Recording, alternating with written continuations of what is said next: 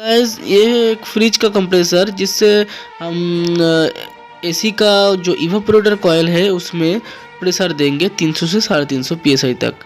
उसके बाद उसका जो अंदर का जो लीकेज है उसको हम शैम्पू और सोप उसका झाग से हम लीक को फाइंडिंग करेंगे। देन उसके बाद उस जगह को फिर से अच्छी तरीके से वेल्डिंग करेंगे। वेल्डिंग करने के बाद फिर से हम वही प्रेशर देंगे या फिर उससे ज़्यादा प्रेशर देके उसको हम पानी में भिगो के उसका लीक चेक करेंगे। देन पूरा कंप्लीट होने के बाद गाइस उसको जैसे थे वैसे ही फिट कर देंगे। तो गाइस वीडियो अच्छा लगे तो लाइक शेयर एंड सब्सक्राइब करना मत भूलना।